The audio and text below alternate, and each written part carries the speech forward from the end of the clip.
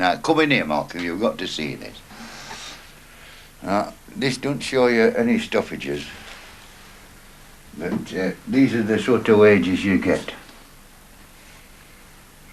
206, 211, 133,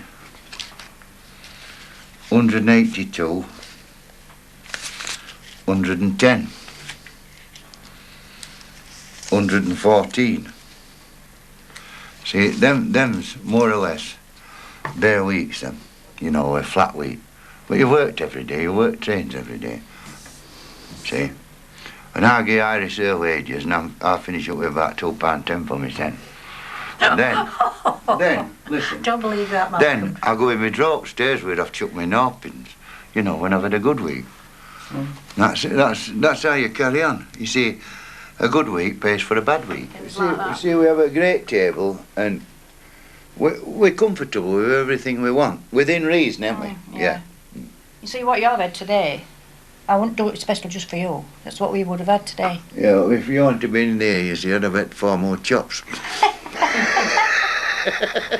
Many parts of the country have suffered with temperatures well below zero. At Gatwick, the temperature dipped to minus 11 degrees centigrade.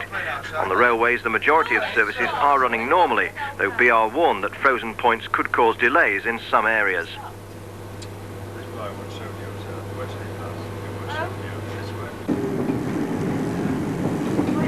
British Rail is not as reliable as perhaps the German Bundesbahn.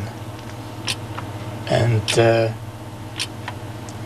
therefore, I'm a bit disappointed how they handle all these problems here.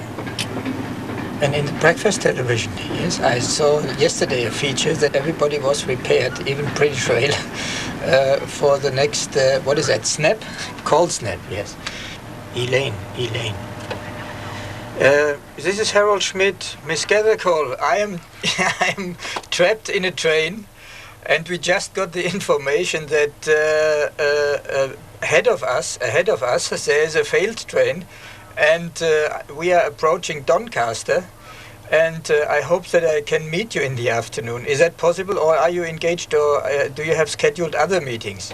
Because I got up at 5:30 to meet you at 2 o'clock. I've been on to him, the points has failed now. They've gone up with a clamp, so I don't know. Thanks. We're off. Okay. It's one for you in the red hat, yeah? Do you think it'll last forever, this snow? One for Wayne. What about? Oh, yeah. Yeah, tell you what, we're going to cop it here. This is on for the day here, isn't it? It's going to be 3 foot tonight. I don't like the look of this. I think we should pack it in at lunchtime. You think so? Yeah, I think so, yeah. Should we go through the snow? Go dig myself back in. It's just not healthy. Apologise to passengers for your late departure from Doncaster. This was due to a failed train on the junction at the front of this train. This train is now expected to arrive at Leeds at approximately 14:45. Apparently we found out what it is when these trains are going down. The engine is at the back and all the snow is going into the engine. So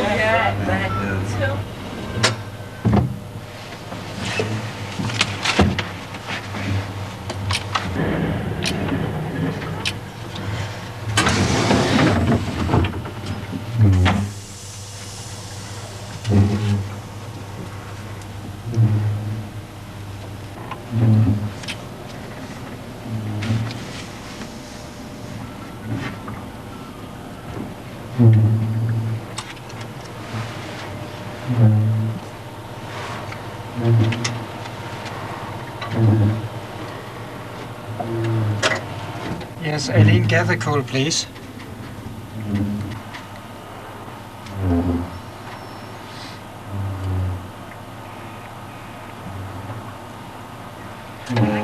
Yes, this is again Harold Schmidt. Let's make a new day. I am now between Wakefield and Leeds, but the train is moving, let's say, 1 mile in 4 hours. Yes, I'm turning on the heels and go back.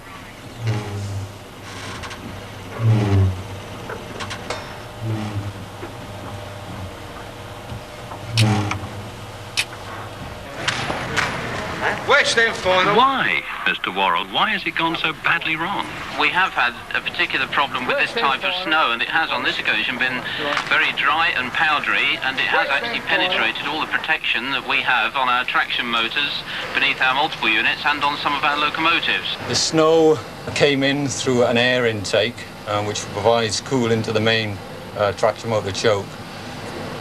The snow then went through the choke, collected in the main junction box. When it then melted, it stayed in that area and provided a short current for the traction motor cable in that vicinity, which then burnt out. It seeped through into the junction box here, and where it's melted, it's stayed in that area and caused all that burning damage.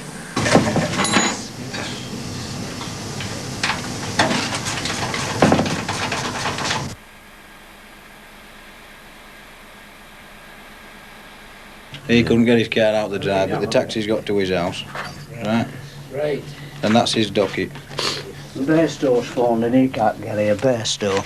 When's that just come on? 5:47 and 1:40. Well, that's another one now. Give us that docket as well. I've nobody to send, I've got about 5 down myself now. Morning. Morning, John. Cold one this morning? Where have you been? Not cold in here. Not bad. What are we doing then this morning? The Pullman is Mark IV stock, loco hauled, with no electrics attached at all. Because the electrics have been withdrawn. What am I doing? I'm getting in my class. Yep. This is what you've come into the top link, man. This is what you'll have to stand. They've never seen anything like this, have they?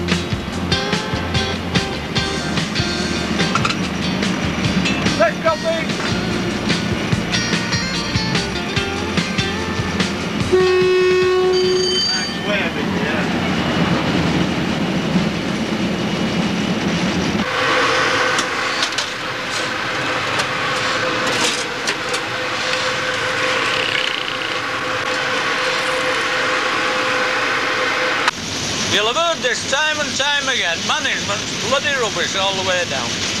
You get rid of the practical men and the job stops. This is it.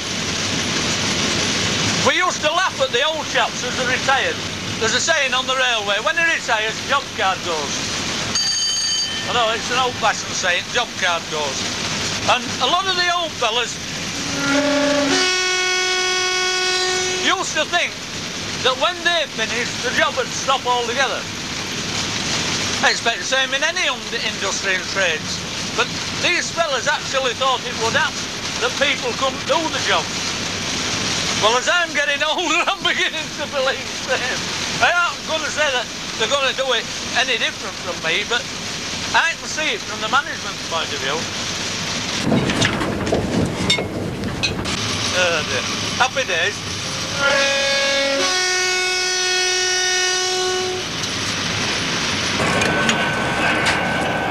Change me 5 and 5's 10. Thanks, yes please. Bacon tomato sandwich and a Diet Coke, please.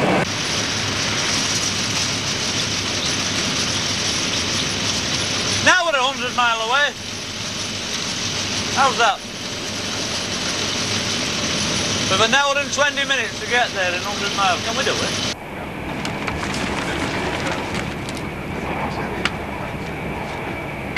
not so much a difficult job, it's a difficult environment to work in, really. It's different. So how are these new starters? I don't think the lad will stay much longer there. The new chef he's already talking about. He says, I'll give it a couple of months and then I'll see how I feel. So if he's looking for a way out already. Don't keep trying the brake all the time, otherwise with problems.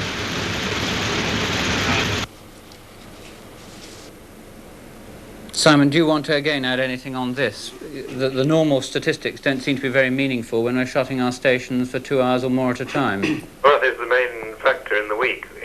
This was the third week of disruption. We'd had the snow, and then on Monday morning, of course, all the London stations were closed from 7:45.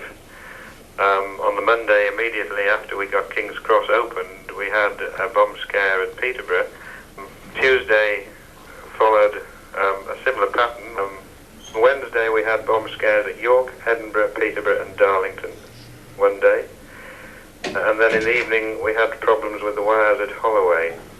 You got nearly 60% of your trains to destination within 10 minutes We got time. nearly 60% there within 10 minutes. Well, can you make sure you go back with John Nelson and congratulate the people who put in that extra performance? There was more comradeship among the drivers altogether and more railwaymen. Well, definitely. But we've had the best, haven't we? I wouldn't like to start now. No way I would recommend anybody to come on the railway. Things have changed so dramatically that 48 years. My father before me, 47 years. And my grandfather before him, 41 years. And if anybody of my family wished to come on the railway now, I would literally strangle them. Righto, mate. All right, brother. Righto, mate. Right. Been okay, brakes are all right. Righto, brother. What can I see do 100? It's not kicking out up now. Ah.